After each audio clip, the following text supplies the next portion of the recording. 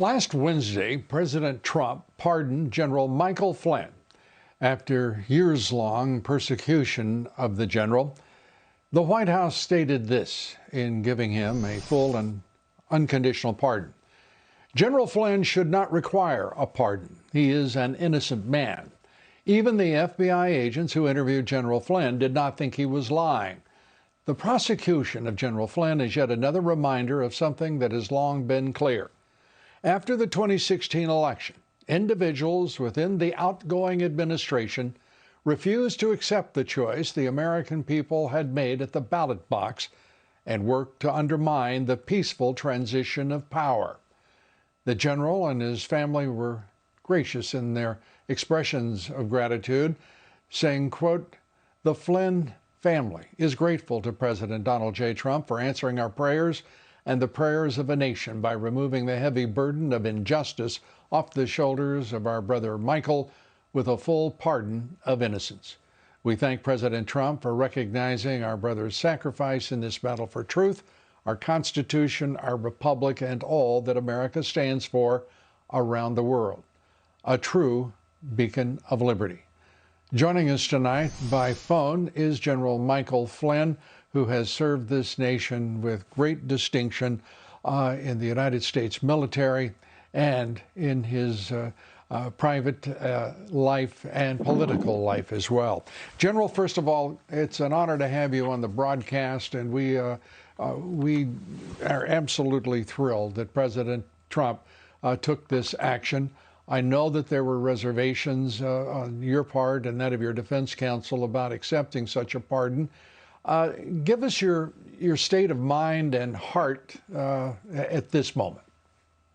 Well, first of all, Lou, thanks very much for having me on your show, and for your audience and for you personally. You have been a beacon of light for this country and have been really relentless in the pursuit of truth. I honestly do not. It has not sunk in yet, Lou. It will. I would say, and I just reemphasize some of the points that you made from my family's letter. My faith in God. He's an amazing spirit. He's an amazing light in my life. The strength of my family, particularly my wife. We've been together, for decades, since we were 13 years old, and really what I describe as true friends, Lou. Patriots all across this country.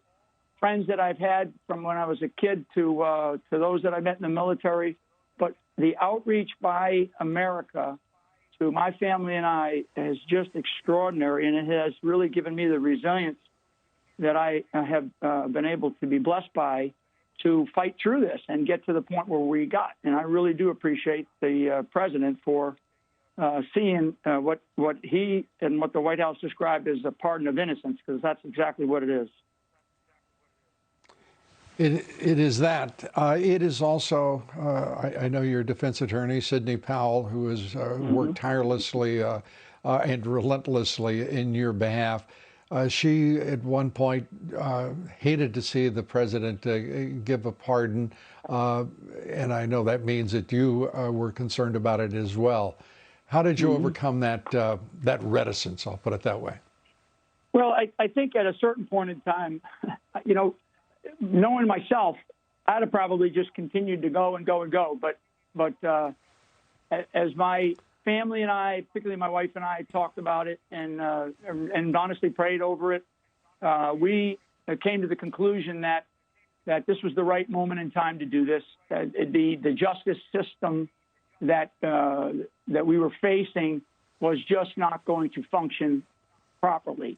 And it was very, very obvious that was going to be the case. So, we went and made the decision that this is the direction that we wanted to go, and good enough for President Donald Trump for coming through, and we're certainly grateful to him.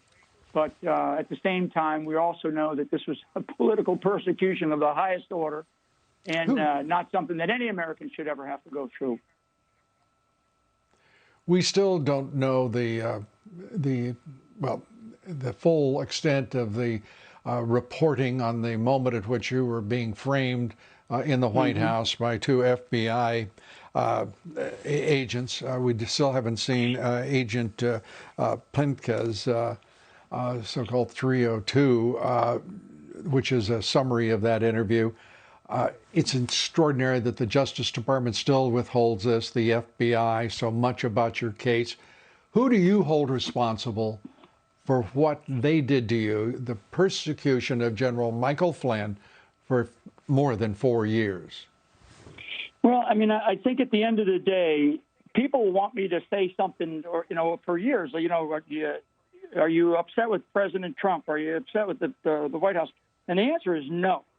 And the reason why, because this was a setup from the beginning, and it really, where accountability lies, is it lies in the previous administration. I mean, we all know that. The truth has been out now for, well over a year, probably a year and a half, and there's been extraordinary, what everybody now, knows as exculpatory evidence, right, that has come out. And it's come out through the great fighting warrior strength of Sidney Powell.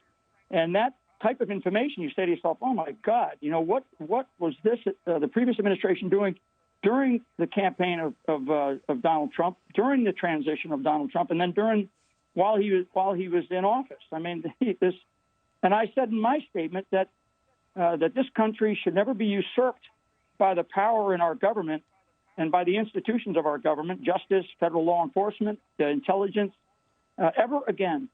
And I know that the president feels the same way as I do. And we cannot have that in a country like we have, a beautiful, strong country like we have, and survive. And honestly, as I've gone through 4 years of this, Lou, so hasn't the president. And frankly, it's more damaging. So has the country, and the country has been damaged by this. And I think we're still feeling the pain in this recent election. Well, General Flynn has never flinched from a fight, and this time is no exception. He's engaged in a new battle, the battle for the White House and the future of this very republic.